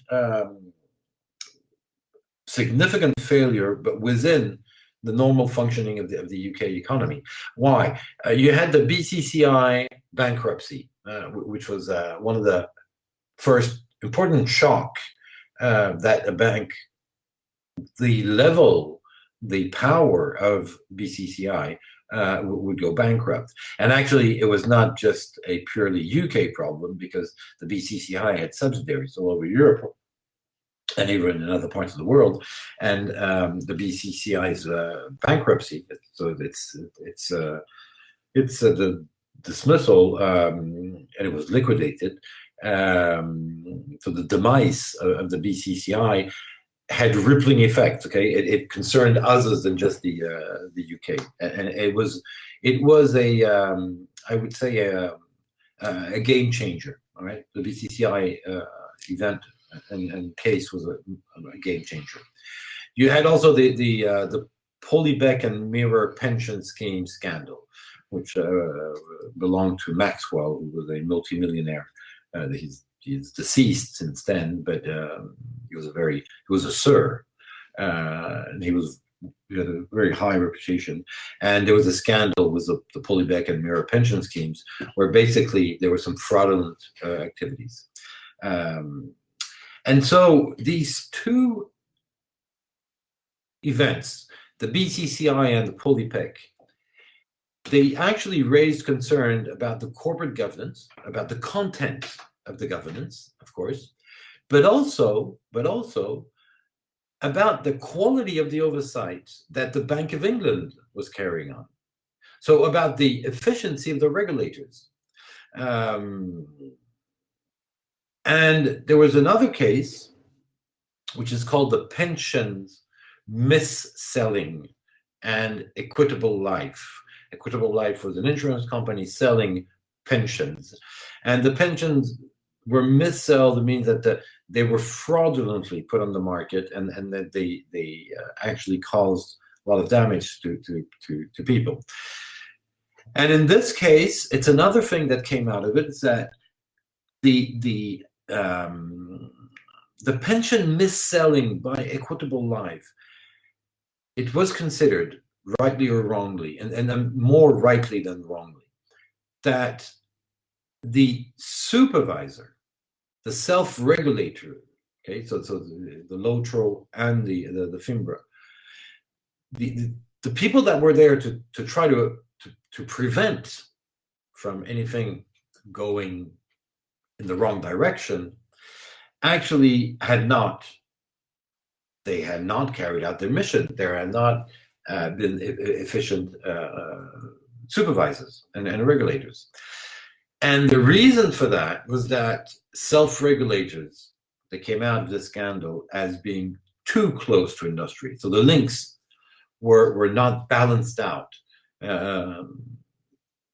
Although I told you that having links with the industry is fundamental for the efficiency of the system, but at that point, it was considered as too close, meaning that the nature of the links prevented the regulator from exercising his mission, that is to monitor and regulate.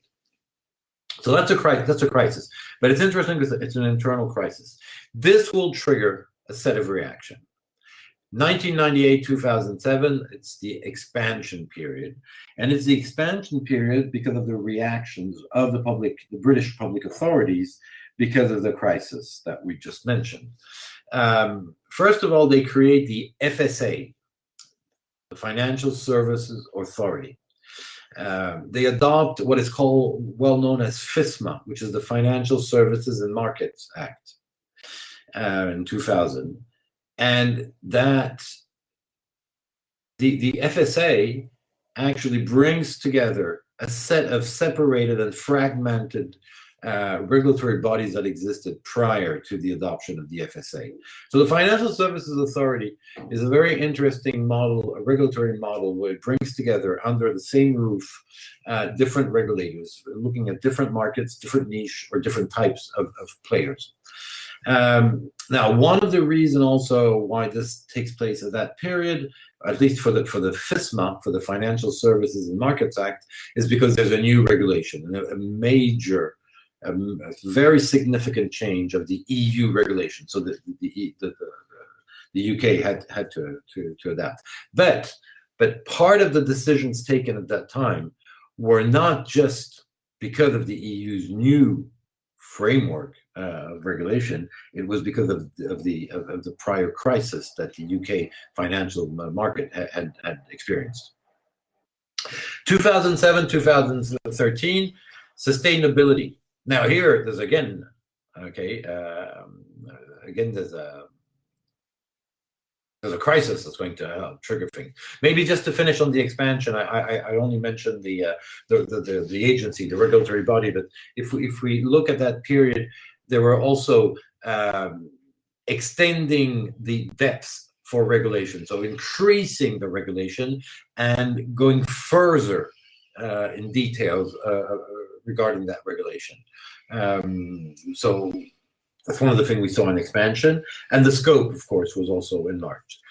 And a good example of that is it's mentioned here on the slide, the FCA, the Financial Service Authority.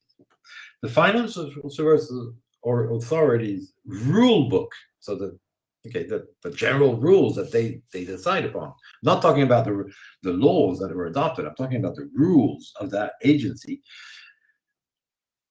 I mean, became quite burdensome. Why? It went up to 9,500 pages, and I am not talking about commentaries. I am not talking about literature. I'm just talking about the rule book. Okay, just the rules themselves, up to 9,500 pages, which here again was strange because at the same time, the risk-based and the statutory requirement for cost-benefit analysis was increasing, and so that should have reduced the rules-based approach, but it didn't. Another element that took place at that time was the shift towards consumer protection. There was an increasing consumer protection focus, right? So it oriented most of the regulations, and even the compliance approach were influenced by that. 2007, 2013, sustainability. Why can we say that the UK reaches around that time the sustainable level? Well, because it is recognized that there can be a regulatory burden, that the regulatory compliance cost can be counterproductive. It can be counterproductive, it can be costly, and have a discouraging effect, okay? Especially towards foreign firms that will avoid to come to London. I mean, if the cost of your legal requirements is too high, legal and compliance requirements too high, you're not going to go to such a jurisdiction. So that was one of the concerns that explained why Great Britain went from expansion to sustainability. At the same time, this is where the authorities start to adopt much more principles-based, principles-based regulation, okay, moving away from the rule-based. And that will have an impact when you think, because this is really because of the rule-based. The focus moves away from consumer protection into, it doesn't abandon, okay, it doesn't get rid of consumer protection, but it moves away from that. And it looks much more extensively at ethics, culture, and a general principle that will be embedded in general financial EU law. It's the TCF, Treating Customers Fairly rule, okay, which actually is more than a rule, it's a principle. It's just a principle, because regulation is not telling you what is a fair treatment. It's just telling you you have to have a fair treatment of customers. So TCF. So this is quite a change, and we see what was moving towards sustainability. The 2008 crisis did not stop that; it reinforced those directions. Okay, definitely. And then the last point about sustainability that's worthwhile mentioning is that there was also a much greater use and focus on high-risk sectors and developing regulatory tools and practices, reviews, visits, on-site visits, things like that. At the same time, but then you have to understand that we're in the wake of the crisis, we're in the middle of the crisis. There's also more and more enforcement actions, and an increase in the levels of fines. Now, one of the reasons for that is very simple. It's because since there were more focus on the behavior of firms, there would obviously be more actions, and there were more actions because there had been a financial crisis. Okay, had there not been that financial crisis, we might not have seen a surge in actions, and so such an increase in fines, definitely. And to many observers, since 2013,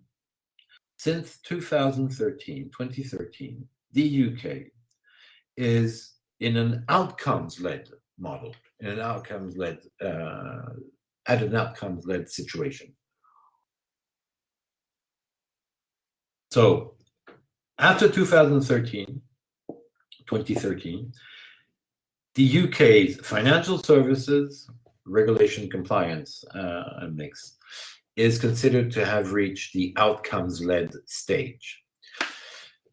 And there are a few elements that can be mentioned here. First of all, the creation of the FCA. So the FSA disappears in 2013. It becomes the FSA. The change is interesting, very interesting for what we're saying, what we're talking about. The FCA is the Financial Services Authority. The FCA is the Financial Conduct Authority.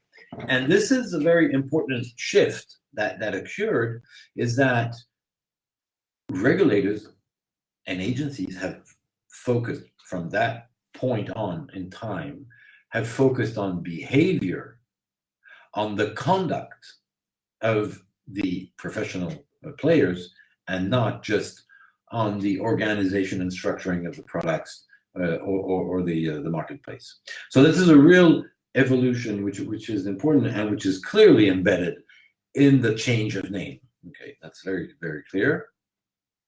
Now, the Bank of England still has very relevant and significant banking supervision function, but it's better coordinated with the FCA and with others. And finally, well, when you look at what the FCA publishes, its guidelines, its recommendation, you realize that the FCA concentrates on culture, conduct risk, as we call it, on culture, on governance issues, That's important. I mean, there were cases about money laundering. There were trafficking on the exchange rate of the LIBOR, which is an exchange rate. The LIBOR finance was tampered with, and money laundering, data control issues. A lot of these issues that came up. So the FCA really concentrates on culture and governance issues. And the last thing we could say at this stage, what we also witness is that the UK system sees its supervision of financial players, it sees its supervision becoming much more thematic. Okay, what are your governance process? What's your risk assessment? So thematic and outcomes led. What do you do to address this problem? That's the question that regulators are asking. What do you do to address such and such problem? If you're not concerned with the problem, that's what you'll say. Well, I don't do anything because I'm not concerned with that problem. Okay. As long as it's relevant, not to be concerned with that problem, of course. So that's an example of how in real life, these different stages can be identified, okay? But here again, at the jurisdictional level, at the jurisdiction level, so at the British level, not necessarily at the firm level. Okay, so that brings us to a series of elements that I find quite interesting.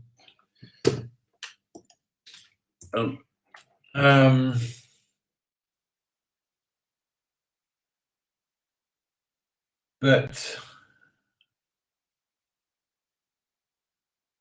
okay, before looking at that, very quickly, the compliance and financial regulation, the objectives of financial regulation, okay? The objective of financial regulation that there's a broad consensus today about are these five, okay? Protection of investor, fair markets, efficient and transparent, reduction of systemic risk, financial crime, and favoring consumer confidence. Why is it important to understand that and to identify that? Well, because your regulation compliance mix will be about setting that into practice, okay, making it work, to making it deliver efficiently. So understanding these objectives do play an important role because of that. Now, what are the objectives of compliance? Now we're coming to the technical aspect of compliance. Well, the technical aspect of compliance is obviously what you have to do in practice is to identify the risk that you face and advise on them. The identification phase is interesting because that is what feeds the advisory function of whoever is carrying out the compliance deal. So the advisory function of the compliance approach, which is it's two aspects of the same thing. My compliance processes and approach are initially designated to identify the risk. Okay, so identification. But that is what feeds into my capacity to be an advisor.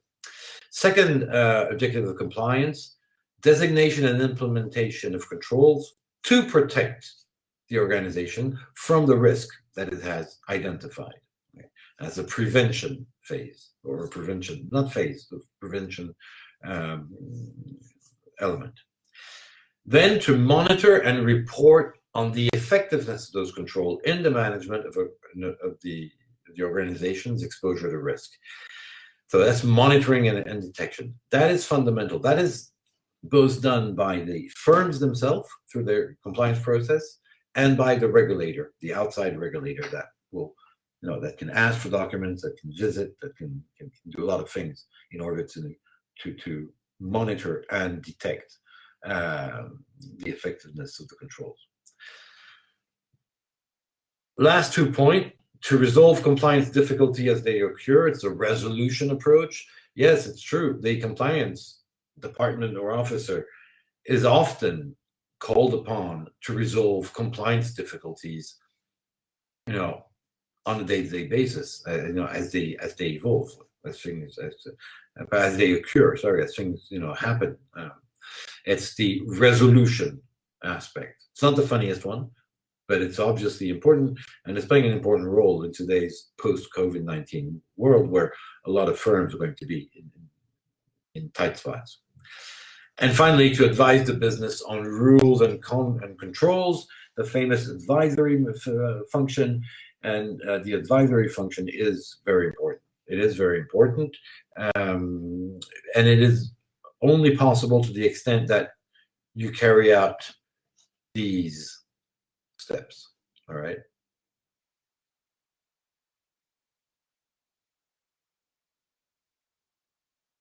All right. Sorry.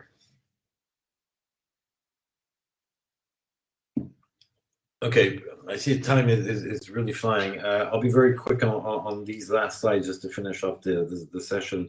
So we won't have time, I don't think so, to look at the to watch the short movies. So we'll do that tomorrow. The short movies regarding ethical aspect, because I won't even have time to talk about the embedded ethics in the model. So. Now that we know, where's that? That's here. Now that we know what are the objective of compliance and the objective of financial regulation, now we have both. And that we know that the objective of financial regulation functions with a regulator, an independent agency. Then let's look at the compliance methods. The main thing that you should remember is that there is not one method, and there is no one size fit all approach. Okay, whoever's selling you that is actually lying, or not even conscious that he's lying, or that he's not correct. There is not one method. There's not one method, but what we do identify are processes, internal control, monitoring, and disclosure. You probably know, or you have perceived already, that there are probably very active groups in order to bring forward models, solutions, commercial services related to compliance. One of these, it's not a commercial service, but it is still a player in itself. One of these elements set forward is the adoption of the GRC, the Enterprise Governance, Risk and Compliance. Okay, the risk and compliance within the system, to put that within your organization, and that system. But this is just one among others. I could have chosen another one. It's a technology-based platforms that enable GRC, so that this governance, risk, and compliance approach. Okay, you focus on governance, the risk, and the compliance, and all that fits together. So one company is offering a technology-based platform that enables a sustainable approach. Why? Because you can monitor change continuously at a much lower cost. So that would be the first element, okay? The sustainability, monitoring change continuously. It is consistent in the sense that standards repeated and aggregated, they take all standards and they aggregate the risk and the compliance data across the organization. So it's not functioning in silos where it's going to look at a risk in one given area of activities and not the others, which is a real problem. It's efficient because it can automate if necessary. It can automate the processes, and it's all about compliance, even if I've told you that new compliance is probably a bit more complex. And finally, it's a system that's transparent. There is a single reporting structure, a central reporting structure, and a central repository, or a single repository. And the repository is where you have all the information, but the legally valuable information. All right, so this has been made possible because of the evolution of technologies. All right, and that's why there's this quotation from McLean and Rasmussen from an article that without technology, business processes, employees, and system behave like leaves in the wind. There's this idea that before the massive use of these technological solutions, the systems had no coordination and were not consistent across one another, different platform. So technology plays an important role, and that is why there are also a lot of debates regarding compliance within the computer science industry, and more specifically within the computer sciences applied to management approach. Another method is what we call the 360 degrees method, the full circle approach. And the full circle approach, as we all know, is about adopting a very comprehensive approach where you have regulatory compliance and risk and audit management. You have centralized management policies because you have a board or a specific committee that will overview the corporate policies, the incident managers, the surveys, internal audit assessment, and things like that. Okay, so comprehensive approach, centralized, because the only way to move forward, and that's all about this 360 degrees approach. And some of the key features to be looking into, I've listed them up. I'm not going to go down each of them because now it's becoming quite familiar. But you see, you have of course, you always have the legal and regulatory requirement, but you have incident investigation. You have, of course, data rooms, policy and procedure management are written out. Well, I'm not going to go into detail with all of them, but you see that's very extensive. That's why we call it a 360-degree approach.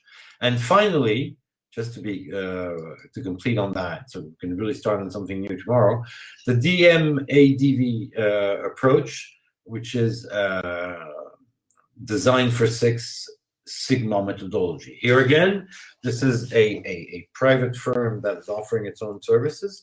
The DMADV, which is about defining, measuring, analyzing, and verifying approach. You have, if I'm correct, let me check. You have normally, I think you have an article that's on that.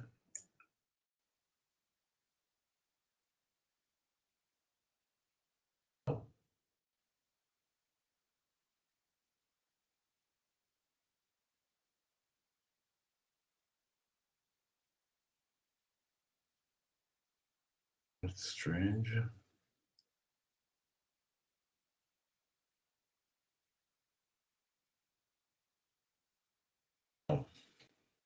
Okay, I can't find. I'll check it out, and I'll post it if I don't know why it's not in documents. Okay, the design for Six Sigma is a process that is also used to manage projects. Okay, now with this approach that rests also on a backbone, on a computerized and data treatment backbone within CRM, within the company, you are actually able to set up compliance processes and measure those processes. Okay, we probably will not have time to look into that article, but I'll just make sure you have it. It would be interesting if you could try to look it up very quickly.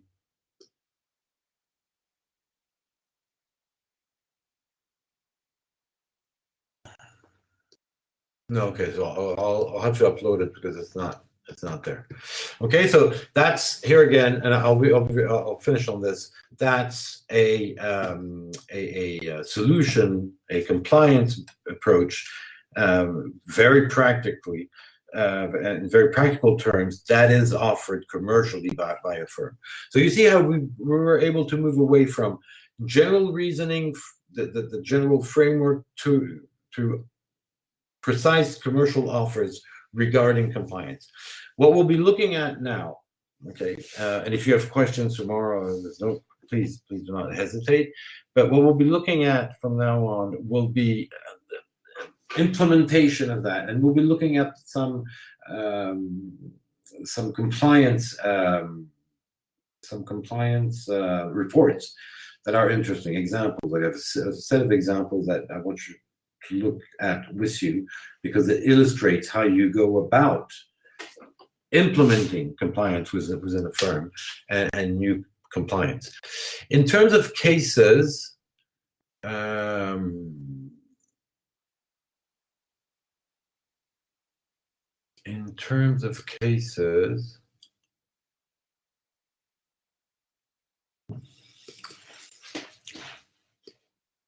want you to look at case 2, ethics and banking beyond compliance. We'll be looking at some of the issues. There are questions that are asked in the document.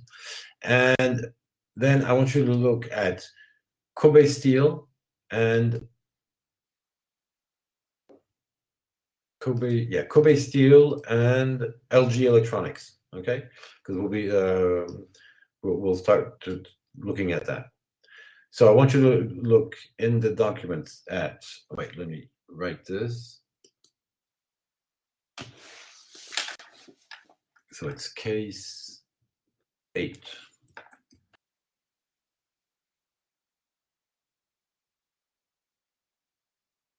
Deal to the Japanese company. Case 9.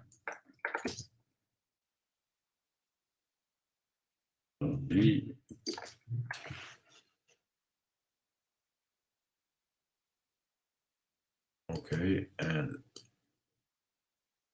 case 2.